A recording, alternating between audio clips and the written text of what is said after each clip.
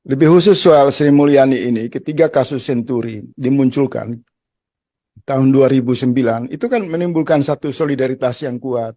Kami bersama seluruh elemen mahasiswa, kaum muda, datang ke KPK, datang ke DPR untuk melakukan tekanan agar kasus 6,7 triliun yang diduga melibatkan mantan misionaris Budiono waktu itu Wapres kan, dan juga Sri Mulyani.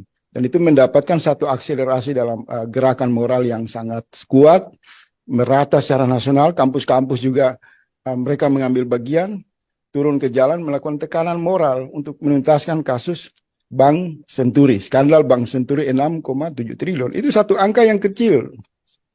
Tetapi sekarang ini kan jauh lebih besar, 300 triliun diungkapkan oleh Mahfud MD. Orang yang berada di lingkaran pusat kekuasaan. Kalau kita mau tanya baik buruk Presiden Jokowi, tanya aja Mahfud. Dengan mengungkap 300 triliun itu sudah rontok marwah kepemimpinan Presiden Jokowi. Yang tadi dibilang oleh Ustadz Ismail itu. Mereka ini tidak punya rasa malu kepada manusia, apalagi kepada Allah.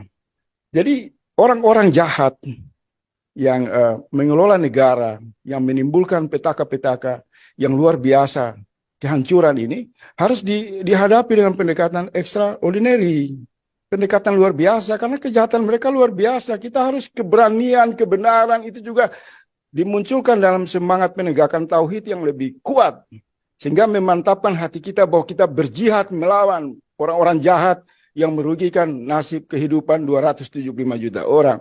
Oleh sebab itu di awal diskusi saya tidak mau berteori, saya menghimbau kepada seluruh mahasiswa, seluruh orang-orang beriman, orang-orang baik, bersatu turun ke jalan, tangkap Sri Mulyani, borgol dia, bawa ke kantor polisi terdekat.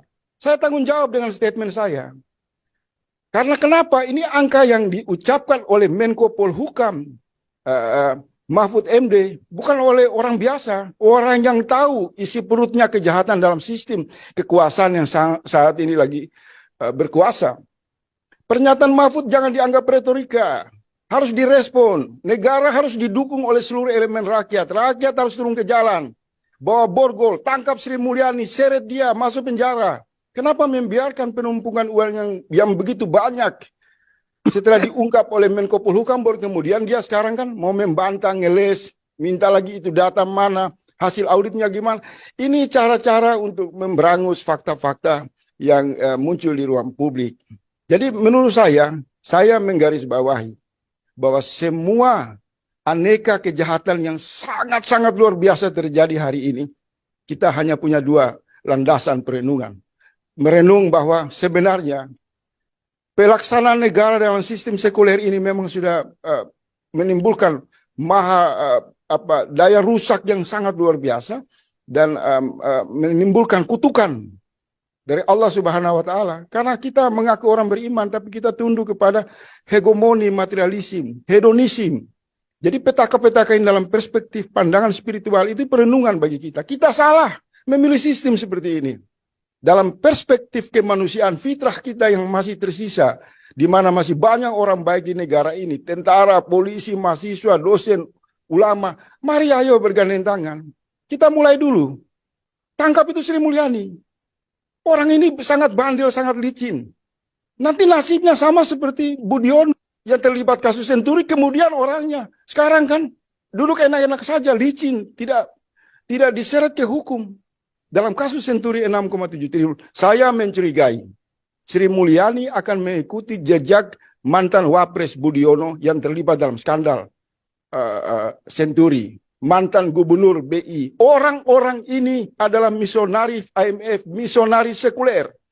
Mereka bukan sekedar penjahat, tapi menciptakan sistem kejahatan yang sangat sistematis, yang hari ini masif terjadi di mana-mana. Bayangkan satu lembaga yang sangat strategi, bisa ada kebocoran, bisa terjadi pemerasan yang dilakukan oleh oknum pajak, oknum bea cukai dengan angka yang tidak main-main, hampir 13.000 orang. Itu bencana bernegara. Itu masalah serius. Mereka ini kalau menurut pendekatan hukum yang benar, ini semua orang-orang ini harus dipotong tangannya. Harus dicari cara yang tegas untuk mewakili kemarahan rakyat. Misal tadi yang disebutkan, di era Soeharto ketika premanisme tumbuh di mana-mana, Soeharto membuat itu yang namanya Petrus.